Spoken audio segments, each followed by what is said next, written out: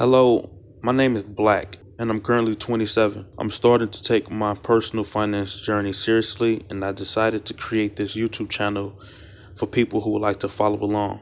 I will be reacting to finance videos as well as reading and listening to audiobooks one chapter at a time from books that I'm currently reading, and then giving you guys my ideas on how to apply what that chapter says to my life. This channel will produce majority black screen videos with finance with voiceovers because I don't want any distractions. What's being heard is what matters most, and so today I'm starting a book, The Richest Man in Babylon. So here's the audio, and I'll be back once the chapter is over. An historical sketch of Babylon.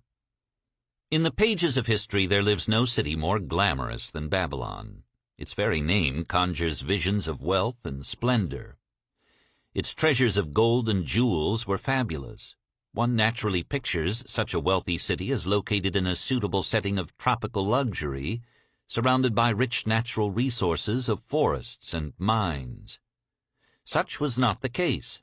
It was located beside the Euphrates River, in a flat, arid valley. It had no forests, no mines, not even stone for building. It was not even located upon a natural trade route. The rainfall was insufficient to raise crops. Babylon is an outstanding example of man's ability to achieve great objectives using whatever means are at his disposal. All of the resources supporting this large city were man-developed. All of its riches were man-made. Babylon possessed just two natural resources, a fertile soil and water in the river. With one of the greatest engineering accomplishments of this or any other day, Babylonian engineers diverted the waters from the river by means of dams and immense irrigation canals. Far out across that arid valley went these canals to pour the life-giving waters over the fertile soil. This ranks among the first engineering feats known to history. Such abundant crops as were the reward of this irrigation system the world had never seen before. Fortunately, during its long existence, Babylon was ruled by successive lines of kings to whom conquest and plunder were but incidental. While it engaged in many wars, most of these were local or defensive against ambitious conquerors from other countries who coveted the fabulous treasures of Babylon. The outstanding rulers of Babylon live in history because of their wisdom, enterprise, and justice. Babylon produced no strutting monarchs who sought to conquer the known world that all nations might pay homage to their egotism. As a city, Babylon exists no more. When those energizing human forces that built and maintained the city for thousands of years were withdrawn, it soon became a deserted ruin. The site of the city is in Asia, about 600 miles east of the Suez Canal, just north of the Persian Gulf. The latitude is about 30 degrees above the equator, practically the same as that of Yuma, Arizona. It possessed a climate similar to that of this American city, hot and dry. Today, this valley of the Euphrates, once a populous irrigated farming district, is again a wind-swept arid waste. Scant grass and desert shrubs strive for existence against the wind-blown sands. Gone are the fertile fields, the mammoth cities, and the long caravans of rich merchandise. Nomadic bands of Arabs, securing a scant living by tending small herds, are the only inhabitants. Such it has been since about the beginning of the Christian era. Dotting this valley are earthen hills. For centuries they were considered by travelers to be nothing else. The attention of archaeologists were finally attracted to them because of broken pieces of pottery and brick washed down by the occasional rainstorms. Expeditions, financed by European and American museums, were sent here to excavate and see what could be found. Picks and shovels soon proved these hills to be ancient cities. City graves, they might well be called. Babylon was one of these. Over it, for something like 20 centuries, the winds had scattered the desert dust. Built originally of brick, all exposed walls had disintegrated and gone back to earth once more.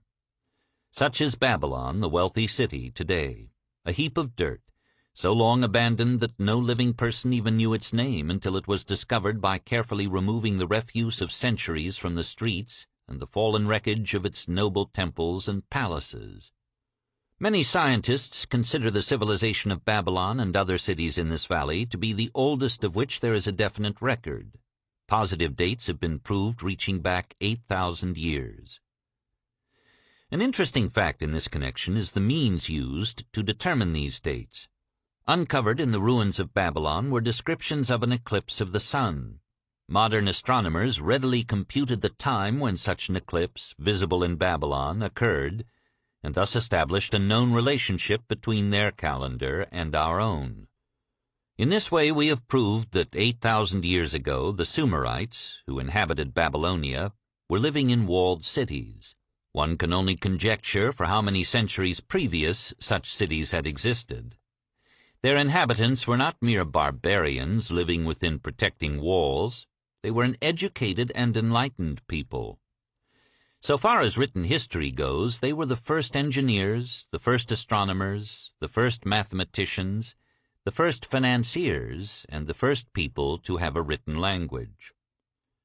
Mention has already been made of the irrigation systems which transformed the arid valley into an agricultural paradise.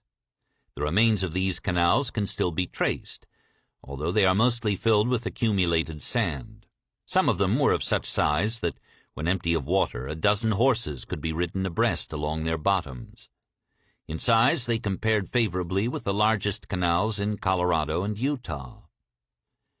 In addition to irrigating the valley lands, Babylonian engineers completed another project of similar magnitude. By means of an elaborate drainage system, they reclaimed an immense area of swampland at the mouths of the Euphrates and Tigris rivers, and put this also under cultivation. Herodotus, the Greek traveler and historian, visited Babylon while it was in its prime, and has given us the only known description by an outsider. His writings give a graphic description of the city and some of the unusual customs of its people. He mentions the remarkable fertility of the soil and the bountiful harvest of wheat and barley which they produced. The glory of Babylon has faded, but its wisdom has been preserved for us. For this we are indebted to their form of records. In that distant day, the use of paper had not been invented. Instead, they laboriously engraved their writing upon tablets of moist clay. When completed, these were baked and became hard tile. In size, they were about 6 by 8 inches and an inch in thickness. These clay tablets, as they are commonly called, were used much as we use modern forms of writing. Upon them were engraved legends, poetry, history, transcriptions of royal decrees, the laws of the land, titles to property, promissory notes, and even letters which were dispatched by messengers to distant cities. From these clay tablets we are permitted an insight into the intimate personal affairs of the people. For example, one tablet, evidently from the records of a country storekeeper, relates that upon the given date a certain named customer brought in a cow and exchanged it for 7 sacks of wheat, 3 being delivered at the time and the other 4 to await the customer's pleasure. Safely buried in the wrecked cities, archaeologists have recovered entire libraries of these tablets, hundreds of thousands of them. One of the outstanding wonders of Babylon was the immense walls surrounding the city. The ancients ranked them with the Great Pyramid of Egypt as belonging to the 7 wonders of the world. Queen Semiramis is credited with having erected the first walls during the early history of the city. Modern excavators have been unable to find any trace of the original walls, nor is their exact height known. From mention made by early writers, it is estimated they were about 50 to 60 feet high, faced on the outer side with burnt brick, and further protected by a deep moat of water. Later and more famous walls were started about 600 years before the time of Christ by King Nabopolassar. Upon such a gigantic scale did he plan the rebuilding, he did not live to see the work finished. This was left to his son, Nebuchadnezzar, whose name is familiar in biblical history. The height and length of these later walls staggers belief.